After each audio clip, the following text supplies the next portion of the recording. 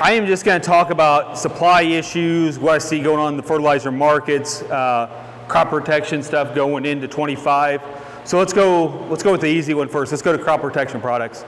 You guys know a couple years ago there was really a hard time getting some crop protection products, your Liberties and stuff like that. I see going into 25 no serious hiccups unless we hit another COVID. I think we are actually in pretty good shape on crop protection products where we're at. Now let's talk fertilizer. That was the quick one. Fertilizer is a little different. We all know what commodity prices are and where stuff has gone, and it's definitely taken a turn since we started planting where we're at.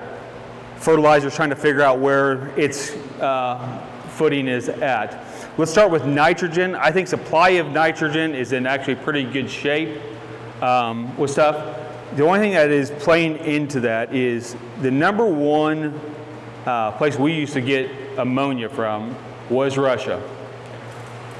The main way we got that was there was a pipeline that goes right through from Russia to the sea, and that has been completely shut down. So that's about 20% of the nitrogen market, ammonia market right there, that ran through there that is being shut down. I think that's why you're seeing some of the tightness, but I think supplies will be there. If you actually look, you know, there's always been a difference between UAN and ammonia prices. Some of that stuff has actually gotten tighter, where UAN is playing more into the the ammonia market on price on stuff. Potash, it all depends on one issue. I think the supply of potash is at the retail level, but just for you guys that farm, retailers are turning those bins 2 or 3 times. The biggest issue that we're watching, and we got good news last week, but we don't know how long that's going to last, is 90% of the potash in the state of Illinois, but plus the Midwest, is coming out of Canada. If there is a rail strike or a threat of a rail strike, that is going to play into it. I think the potash market is in pretty decent shape where it's going to be at. I think guys have bought in.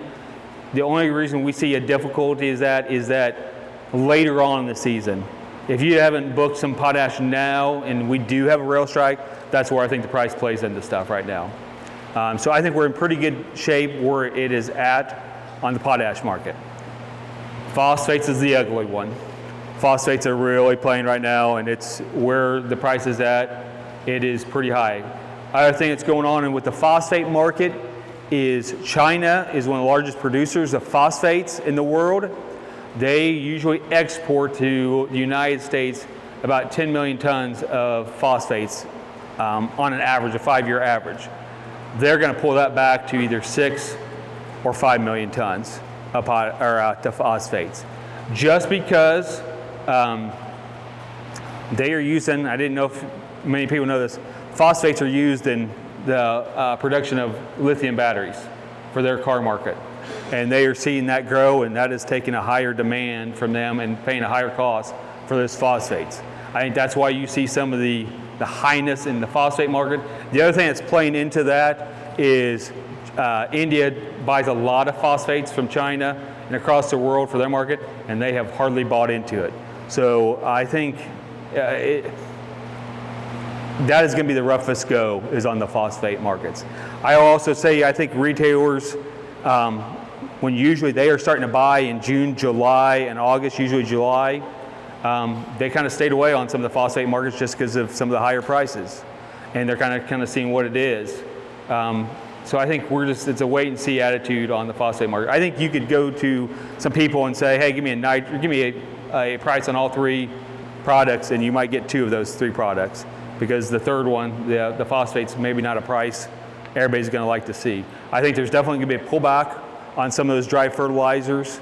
I think we're going to go into a later season. I think with commodity prices rather than halfway through the season, a farmer tell the retailer, hey, just start putting it on. I think he's going to push it back till later and say, let me see what my whole crop looks like, and then my uptake of what crop I took off, and then we'll take a see. I think the season's going to go drag further out into that. So that's kind of my outlook on what fertilizer prices are looking like. Again, I think there's some value in some nitrogen stuff right now. Phosphates is going to be, again, a rough go of stuff. I always get the question, I'll just get it out of the way. Dicamba, what's it look like for 2025? I think it is a coin flip if we have dicamba for post-application in soybeans next year. All three registrants, Bayer, Corteva, and Syngenta have asked for that label. I would tell you Bayer has asked only for pretty much. Syngenta and BAS have asked for post. But once those guys put that into EPA has 17 months to approve that registration. How that looks right now, that would be already going into July. I'd love to say EPA is going to push that through, but I think they're going to sit on it. I think we are not, if we're hoping for a October, November, December time frame to get that out of approval, I think we're lying to ourselves. I don't think if we even get it, we're not going to see it until late spring. So I think that's going to, I farm in Champaign-Vermilion County, that's going to dictate what you're seeding, what kind of take you do on what seed you're going to buy for next year. But I just get it out of the way. Also, I want to talk a couple things on Springfield, Washington, D.C. You guys, it's all tied to election. Kind of same thing with Springfield, but Farm Bill, it is what it is. I'm probably not going to get Farm Bill to the end. What I tell you guys, though, watching Springfield, there was a lot of anti-pesticide legislation last year. We're going to go in fall veto session just watching for some of that stuff come out. But I will tell you, there was legislation to ban dicamba, ban 2,4-D, ester, make everything a restricted use product. Keep a watch on Springfield. We always like to focus on the national politics, but look at some of those stuff.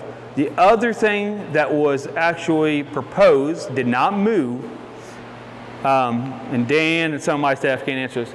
Anybody know what pesticide preemption is? One person. Guys, that is the most important thing you guys have on crop protection products that you have no idea. That means the state of Illinois, Department of Ag, regulates those. The city of Decatur can't say we're going to ban Roundup or 2,4-D, or Champaign County can't say it. It's up to the Illinois Director of Ag, Jerry Costello.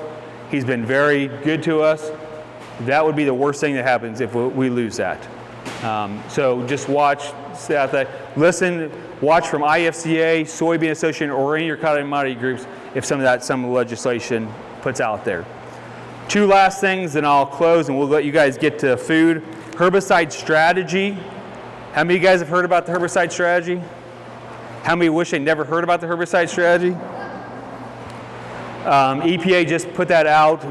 Our staff, Darren is on our board. We're going to go meet with EPA in September, talk about this. We're still trying to get a good handle what that means for retailers and farmers. Herbicide strategy is all about the Endangered Species Act. If you guys have sprayed dicamba post, how many of you guys heard about the setbacks and all that? That's all about an Endangered Species Act. I will tell you, and I say this to everyone, EPA is doing this herbicide strategy and they just released an insecticide strategy. They're not doing backflips over there to do this. They are getting forced by the courts. They've been sued to do this. So it gets very deep very quickly, and we're trying to get it dumbed down so we can talk to everybody in 5 minutes and kind of explain that. It has not been that easy to do. There's a lot of stuff that plays into the Endangered Species Act. So again, watch for stuff from IFCA, Soybean Association, and other commodity groups about the herbicide strategy, because I do think this is something, if I was 5 years from talking now, everybody's going to say, yeah, I know about the Endangered Species Act. So we'll keep you guys informed on that. Last thing, leave on a good note on what we're going to try and do. How many of you guys have your applicator license here in the state of Illinois, pesticide applicator license? Okay, good part of you guys. How many of you guys love taking that test? Anybody? Ray, you don't count. IFCA is going to make a major push with the commodity groups this year on doing continuous education on pesticide licensing. What that would mean is you could still take the test. You're going to have to take the test the first go around no matter what, okay, to pass the test. But going forward after that, you can go take the test like you always done, or you can go to something like this and get hours to go to continuous education. That'd probably be 5 to 7 hours a year. But then after 3 years, if you keep those hours up, you don't have to take that test every 3 years. I think the industry, especially ag retail world, in 5 years after it's implemented, 70 to 80% of the people will take continuous education classes rather than that test. I know people fret about that test, get nervous about that test, everything, but that is going to be a major push by IFCA and the commodity groups to help get done here this spring session. That it has to be legislatively, so we're going to be working with legislators, the Department of Ag, we're working with them to do that this coming spring. So we're excited about that, and then some other stuff that we're working on at IFCA, but that's one of the big pushes that we're going to make for the 25 season.